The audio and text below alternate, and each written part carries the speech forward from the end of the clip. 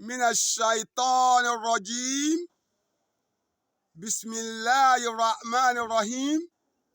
وصلاة وسلاما على رسول الله. أما بعد، أيها المستمعون الكرام، السلام عليكم ورحمة الله تعالى وبركاته. Mo ń fi àsìkò yìí mo fi ń kí Ọlọ́run ọba tó tó kí tí ń ṣe ọba Allah. Mo dẹ̀ ń tọrọ ìkẹ́ àti ìgẹ̀ fún aṣíwájú ẹ̀dá Anabi wa Muhammad sallallahu alayhi wa sallama àdúgbò àwọn sahaba al-kiram tó dó lórí kẹ́límà la ilaha illallah. Ọlọ́run má yọwọ́ àánú rẹ̀ kúrò ní ara ẹnìkọ̀ọ̀kan wa. Lónìí yìí, ìbánisọ̀rọ̀ wa ó dá lórí bíbọ́ kúrò nínú ìṣòro. Bíbọ́ kúrò nínú ìṣòro. Bíbọ́ kúrò nínú ìṣòro náà ni àkọ́rí wáàsí wa lónìí yìí.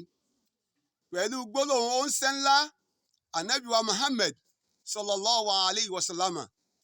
Ìrẹ́ ọmọ ìyá mi tó ń wò mí àbí tó ń gbọ́ mi lọ́kùnrin lóbìnrin, ní ọmọ èké ní àgbàlagbà, ẹ má jẹ́ kí a wá ń tí ò sọnù. Ẹ má jẹ́ ká wá káàkiri mọ́. Kò sẹ́ni tọ́lọ́run ò lè fi àdánwò kàn. Ẹnikẹ́ni tọ́lọ́run bá ti fi àdánwò kàn, kó gbà pé àtọ̀dọ̀ Ọlọ́run ló ti wá. Khairihi wa sharrihi minallahi ta'ala. Dáadáa ni o, láburú ni o, ẹnìkan ò lè ṣẹ́fẹ̀dá láyé àfọ̀bà Allah subhanahu wa ta'ala.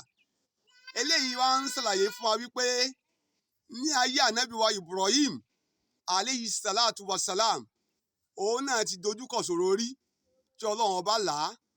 Oríṣiríṣi àwọn ànábì Ọlọ́run lọ́pọ̀ rẹ́gẹ́dẹ́.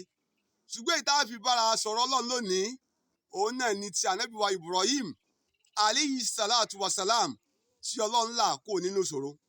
Mo tún wí lẹ́ẹ̀kejì wípé ìrẹ́ ọmọ ìyá mi, tíṣẹ̀ rẹ bá dagun lónìí, má ronú. Ìrẹ́ ọmọ ìyá mi, tẹ́pọ̀kọ lọ jẹ́ ìjàmbá fún wọn náà, má ronú. Ìrẹ́ arákùnrin tó ń wò mí, tẹ́pọ̀ ìyàwó rẹ ló bá ń fọ nídààmú, ìwọ náà má ronú. Ìwọ tá a sì jẹ́ bàbá, tá a jẹ́ ìyá náà, bóyá pé àwọn ọmọ tẹ́ ẹ bí ní fún yín nídààmú, ẹ̀yin náà má ronú. Ohun tẹ́ ẹ kọ́ ṣe ni wípé ẹ gbé àgé àlùwàlá yín, tẹ́ ẹ bá gbé tán, ẹ ṣe àlùwàlá, ẹ sì yẹn náfìlà.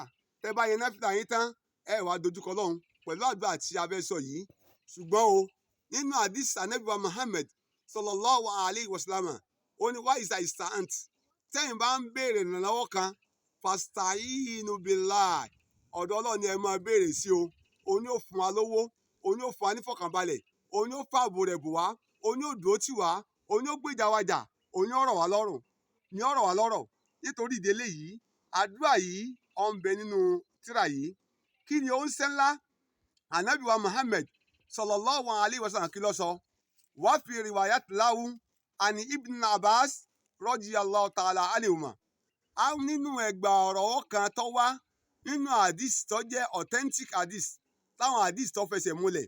Wọ́n gbà wá látọ̀dọ̀ àfáà wa àgbà, àfáà wa Abbas àti bàbá àti ọmọ, kí Ọlọ́run kó bá yọ́nú sí wọn. Kọ́ọ̀là, wọ́n sọ wípé kana akhira qawli nabi Ibrahim alayhi salatu wa salam idha kana ulika fi nar. Nígbà tí wọ́n ní gbólóhùn ìkẹyìn èyí tí Anabi wa Ibrahim tó sọ nínú ọ̀rọ̀ rẹ̀ nígbà tí wọ́n jù sínú iná. Kí náà ní gbólóhùn náà? Òun náà ní pé hasbiyallah wa ni'mal wakil. Hasbiyallah wa ni'mal wakil. Hasbiyallah wa ni'mal wakil. Gbólóhùn yìí ọ̀rọ̀ láti wí. Kí ni ìtumọ̀ àdúrà tá a ṣe yìí? Òun náà ní wípé nígbà tí wọ́n ju Anabi Ibrahim sínú iná, inú àwọn kèfèrí ti ń dùn pé iná ni ó jó pa, ò tí ì mọ kankan, àti rẹ́yìn rẹ báyìí. Àwọn Ọlọ́run á fi wọ́n sí ẹ̀yẹ.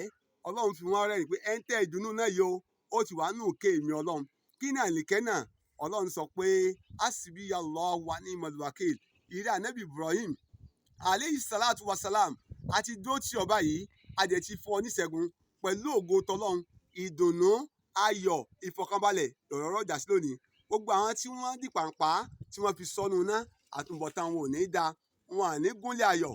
Gbólóhùn yìí òun náà ni Anabi Ibrahim alayhi salatu wa salam òun náà ní sọ gbogbo wa pátá ẹ jẹ́ káwa náà gbìyànjú káwa lọ mọ̀ sọ gbólóhùn yìí ó rọrùn fún wa láti wí ó sì rọrùn fún wa láti sọ kí náà ní gbólóhùn náà ẹni bisimilahi rahmani rahim hasbiyallah wa ni'mal wakil kò sẹ́ni tí ó mọ̀ sọ gbólóhùn yìí ìṣòro kí ìṣòro tó bá dojúkọ ọlọ́run yóò máa lalu ẹni bẹ́ẹ̀ nínú ìṣòro náà ni àti èmi àti ẹ̀yin ọba Allah subhanahu wa ta'ala má fi àdánwò kàn wá kó sì là wá kó nínú ìṣòro tá a wà lọ́wọ́lọ́wọ́ báyìí pẹ̀lú gbólóhùn pé bisimilahi rahman rahim hasbiyallah wa ni'mal wakil bí a ṣe wá ń ṣe àdúrà yìí ẹ jẹ́ ká náà fún fọ́nrán yìí ká fọ́n síta fáwọn ọ̀rẹ́ wa fáwọn aya wa fáwọn ọkọ wa fáwọn mọ̀lẹ́bí wa pẹ̀lú wípé ká máa share rẹ̀ ká dẹ̀ máa subscribe lórí péjì yìí kí náà ní péjì náà Imam